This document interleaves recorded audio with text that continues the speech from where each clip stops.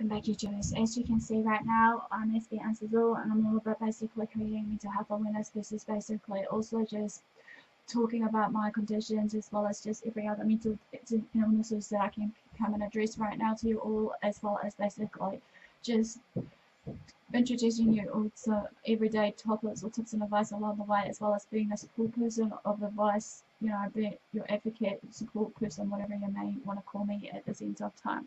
So without further ado, guys, at this point in time, after finishing my sensory processing disorders, right now I'm right into the auditory processing disorders basically, and that's going to cover basically what it is, the diagnosis, how we hear, basically the signs and symptoms.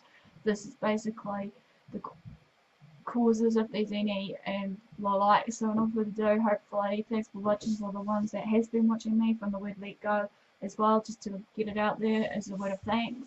And without further ado, guys, this is part 4, which is a diagnosis of ADP, or APD I should say, excuse me. Right, as we know, sometimes with APD or auditory processing disorder, it's a really difficult disorder to detect and diagnose sometimes with most things, but then again the symptoms pretty much are subjective enough that will lead to like an evaluation for auditory processing disorders that includes an intimate ability to process verbal information that's been said, leading to the person guessing to fill in the processing gaps. Right. There may also be disproportionate problems with decoding speech in noisy environments, which is right now here's an example, obviously. Auditory processing disorder has been defined, however, automatically in terms of integrity of the auditory areas, the hearing areas of the nervous system. However, children with symptoms of auditory processing disorders typically have no evidence of neurological disease, and the diagnosis is made on the basis of the performance of their behaviours through their hearing tests.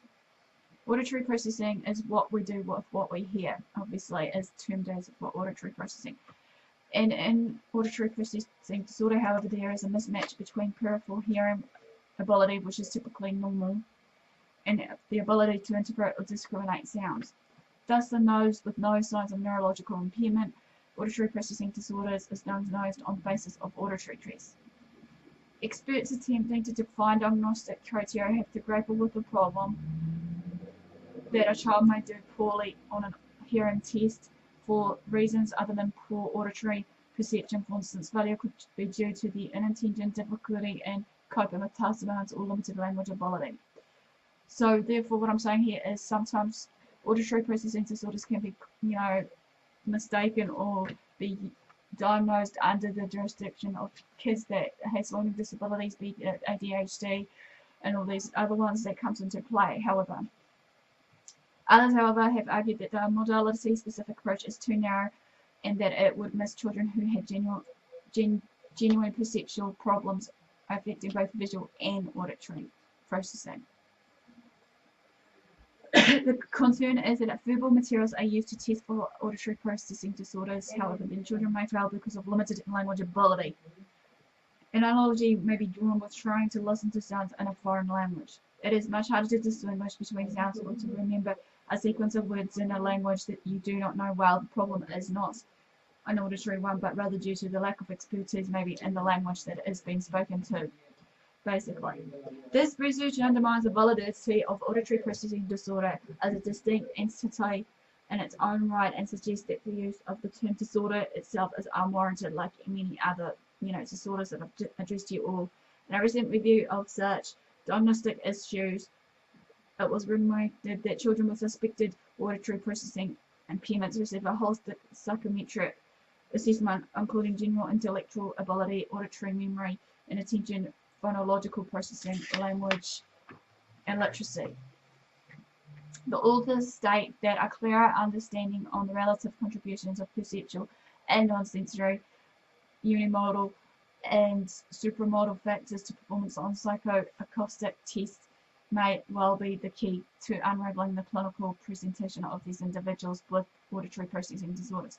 Depending how it is defined, however, auditory processing disorders may share some common symptoms with ADD, ADHD, specific language impairment, Asperger's syndrome, and other forms of autism. A review shows substantial evidence for atypical processing of auditory information in children with autism. Dawes and Bishop, however, noted how specialists in audiology and speech language pathology often adopted different approaches to child assessments, and they concluded their review as follows. We regard it as crucial that these different groups work together in carrying out assessments, treatment and management for children, and undertaking cross-disciplinary research and practice. These may seem really rare.